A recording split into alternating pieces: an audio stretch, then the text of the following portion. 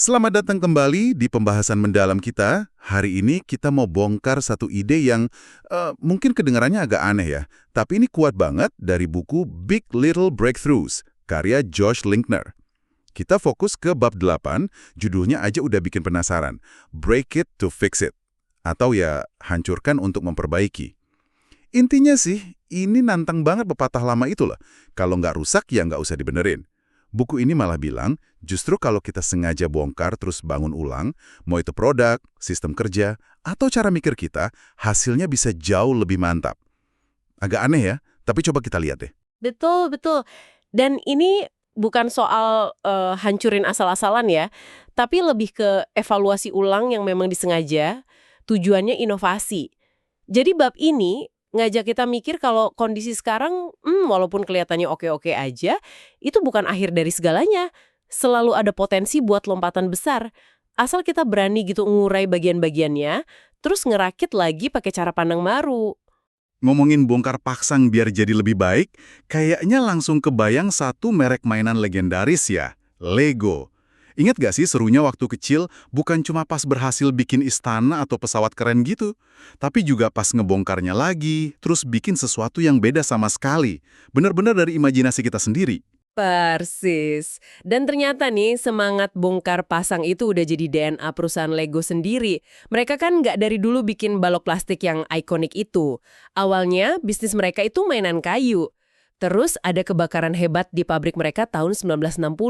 Wah, itu bisa aja jadi akhir cerita kan? Tapi mereka malah ancurin masa lalu mereka, ninggalin bisnis kayu, dan memperbaikinya dengan fokus total ke bata plastik modular yang kita kenal sekarang. Itu momen hancurkan untuk memperbaiki yang penting banget buat mereka. Gila ya, titik baliknya di situ. Dan itu baru awal ya, mereka kayak nggak pernah puas gitu. Terus aja bongkar, bangun ulang. Diri mereka tahun 68 masuk ke bisnis taman hiburan, Legoland. Setahun kemudian ada Duplo buat anak yang lebih kecil. Terus ada Lego Teknik yang lebih rumit, merambah ke film, video game, robotik. Sekarang malah ada set buat orang dewasa, platform sosial juga. Kayak anti mapan banget gitu ya. Ya, sikap nggak pernah puas dan etos hancurkan untuk memperbaiki, ini yang bikin Lego dari pengrajin mainan kayu kecil di Denmark jadi raksasa mainan global. Buku ini nyebut pendapatan tahunan mereka sampai 6,1 miliar dolar loh. Mereka buktiin kalau berani nantang kesuksesan sendiri, itu kunci buat naik level. Siklus bongkar bangun ulang terus-menerus, ini nunjukin kelincahan perusahaan yang, luar biasa lah ngadepin pasar. Oke. Nah, menariknya nih, buku ini nggak cuma kasih cerita inspiratif kayak Lego aja kan ya? Betul. Linkner juga nawarin semacam panduan praktisnya gitu, kerangka 3 langkah buat nerapin filosofi hancurkan untuk memperbaiki ini, biar lebih sistematis. Jadi nggak cuma ide ngawang-ngawang, tapi ada prosesnya. Oke, 3 langkah ya. Langkah pertama disebut deconstruct, membongkar. Ini kedengarannya kayak montir lagi ngurai mesin mobil gitu ya. Atau mungkin ahli biologi lagi membedah sesuatu. Jadi kita benar-benar mecah sesuatu, produk, proses, strategi, jadi bagian paling dasarnya. Tepat. Tujuannya biar kita bisa lihat komponen-komponen utamanya satu persatu. Nah, setelah berhasil dipreteli nih, kita masuk langkah kedua. Examine, memeriksa. Di sini kita mulai tanya-tanya yang kritis, yang tajam ke tiap bagian tadi. Pertanyaan kayak gimana tuh yang perlu diajuin pas tahap memeriksa ini? Apa cuma lihat fungsinya aja? Wah, jauh lebih dalam dari itu.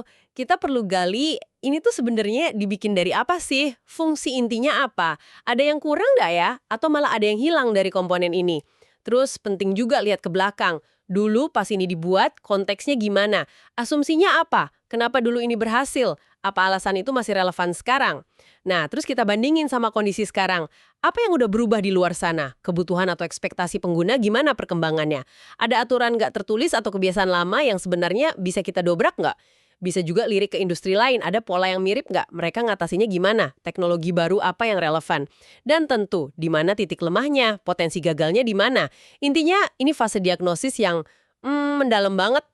Wah, ini proses pemeriksaannya detail banget ya. Nggak cuma lihat luarnya aja berarti. Nah, setelah kita punya pemahaman mendalam dari fase eksamin ini, langkah berikutnya apa? Baru deh kita siap masuk ke langkah ketiga. Rebuild. Membangun ulang. Dengan bekal wawasan dari pemeriksaan tadi, kita mulai ngerakit lagi. Tapi tujuannya bukan sekedar balikin kayak semula ya, tapi bikin versi yang lebih baik, lebih inovatif. Ini fase eksperimen dan bikin ulang. Jadi di tahap rebuild ini kita mulai kreatif nih. Kemungkinannya apa aja? Apa nambah fitur baru atau malah nyederhanain? Bisa dua-duanya. Dan lebih banyak lagi, kita bisa tanya, komponen baru apa nih yang bisa ditambah biar nilainya lebih? Atau sebaliknya, ada nggak bagian yang bisa dibuang biar lebih efisien? Atau diganti sama yang lebih oke? Kita bisa ngayal dikit kalau nggak ada batasan versi idealnya kayak gimana ya?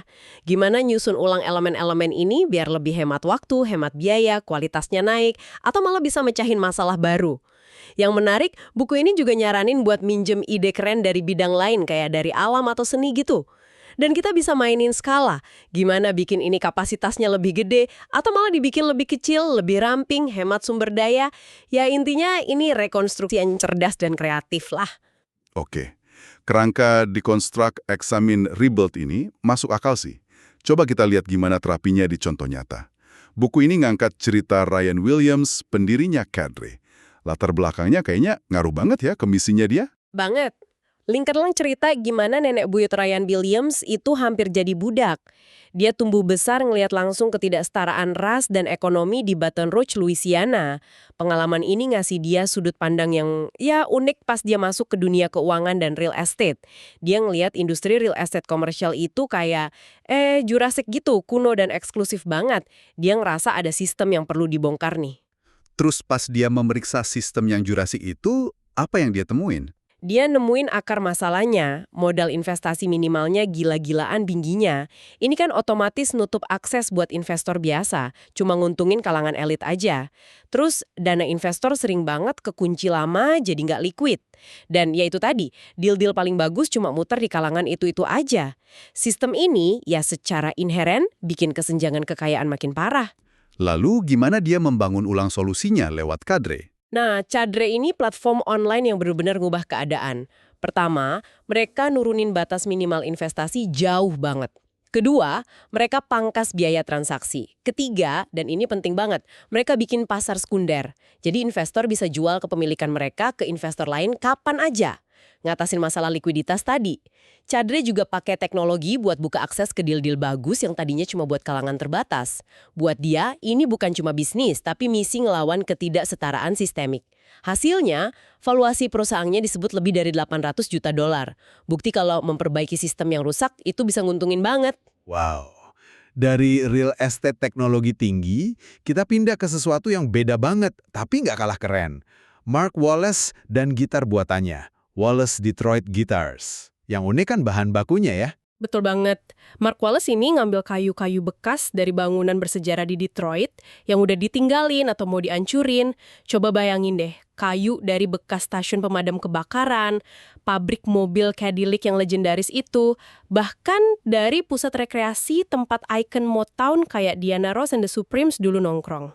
Wah gila, itu bahan baku ceritanya dalam banget.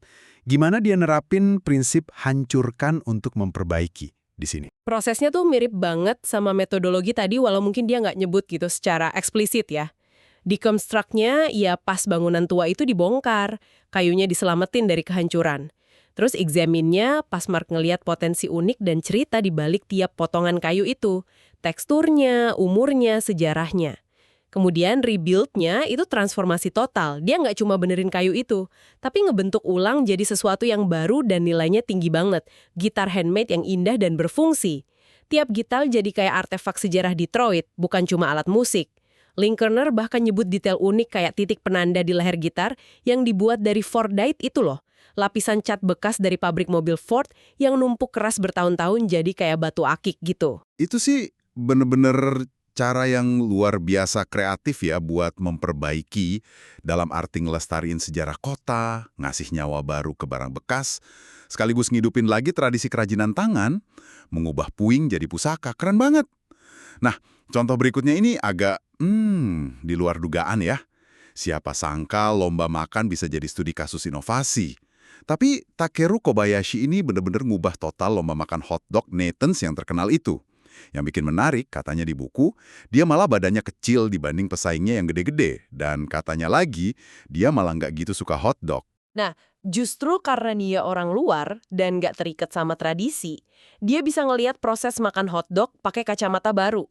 Dia nerapin hancurkan untuk memperbaiki ke tugas yang kelihatannya simple, makan secepat mungkin. Dia bongkar proses makan hotdog jadi komponennya, sosis sama roti.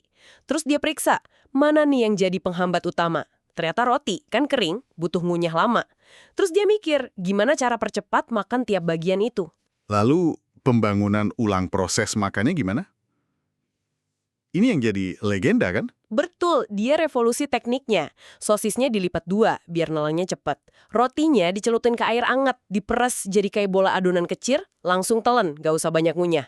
Plus, gerakan goyang badan yang khas itu, yang dijuluki Kobayashi Shake, buat bantu makanan turun lebih lancar. Bener-bener kayak insinyur mikirin makanan. Gokil sih pendekatannya. Hasilnya gimana? Fenomenal. Di kompetisi pertamanya di Nathan's Famous itu dia ngabisin 50 hotdog sama rotinya dalam 12 menit. Itu hampir 2 kali lipat rekor dunia sebelumnya yang cuma 25,1.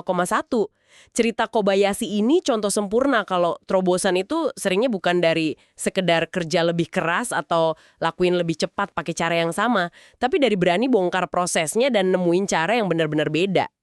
Luar biasa. Dan contoh terakhir ini dampaknya mungkin paling luas ya. Sal Khan dan Khan Academy.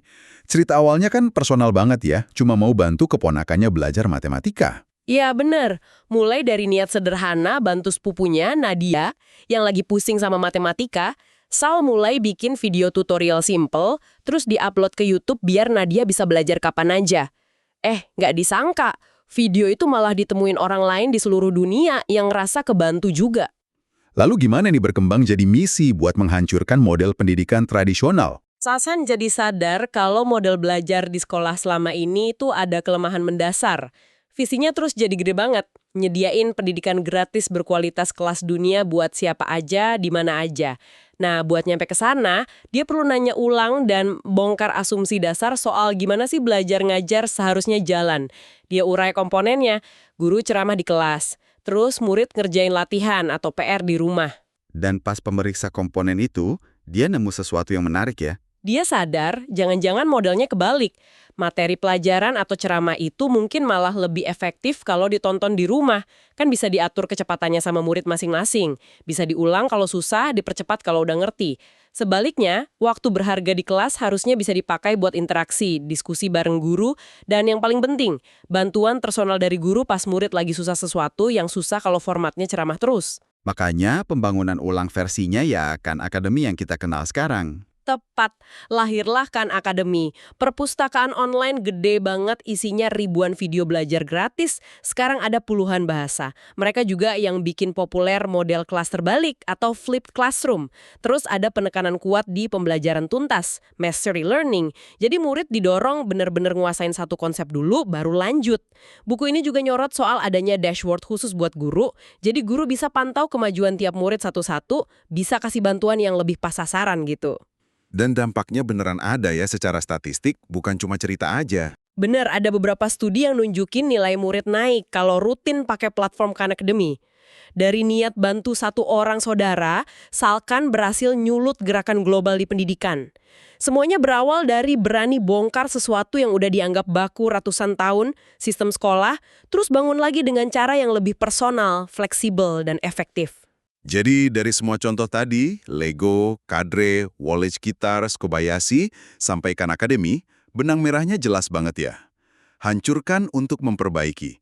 Ini bukan ngajak rusak ngawur, ini soal pola pikir proaktif. Keberanian buat nggak gampang puas, meskipun kelihatannya semua baik-baik aja, dan terus nyari cara yang lebih unggul gitu. Persis. Ini tentang ngelawan rasa nyaman sama status quo. Terus-terusan nanya, bisa nggak sih ini dibikin lebih baik lagi? Bisa nggak sih ini jalan dengan cara yang sama sekali baru? Yaitu, tadi bongkar asumsi lama, periksa komponennya pakai kacamata kritis, terus rakit lagi dengan cara inovatif. Itu jalannya menuju terobosan, mau besar atau kecil. Ini jadi bawa kita ke pertanyaan reflektif nih buat Anda yang lagi nyimak. Coba deh pikirin bentar. Di area mana ya, dalam kerjaan atau mungkin kehidupan pribadi Anda, ada sesuatu yang mungkin jalan sih, tapi sebenarnya punya potensi jadi jauh lebih hebat.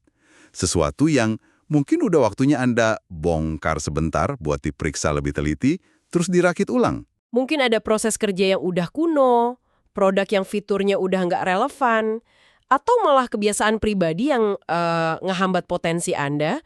Komponen apa dari sesuatu itu yang bisa diubah, ditambah, atau malah dihilangin sama sekali biar hasilnya lebih baik? Langkah bongkar ini maksa kita buat lihat lebih dalam, nemuin potensi perbaikan yang mungkin selama ini kelewat. Sebagai penutup nih ya, ini ada pemikiran buat direnungkan. Kita kan sering banget dengar nasihat bijak, jangan perbaiki apa yang nggak rusak. Tapi setelah dengar cerita-cerita tadi, gimana kalau pertanyaan yang lebih kuat sebenarnya? Seberapa jauh lebih hebat bisa jadinya kalau kita berani bongkar dulu? Apa ya, kasti Lego dalam hidup atau kerjaan Anda yang udah lama berdiri kokoh, tapi mungkin udah waktunya Anda bangun ulang jadi sesuatu yang lebih megah, lebih efisien, atau lebih bermakna buat Anda dan orang lain. Terima kasih udah nyimak pembahasan mendalam kita kali ini, menyelami bab 8 dari Big Little Breakthroughs. Sampai jumpa di eksplorasi berikutnya ya.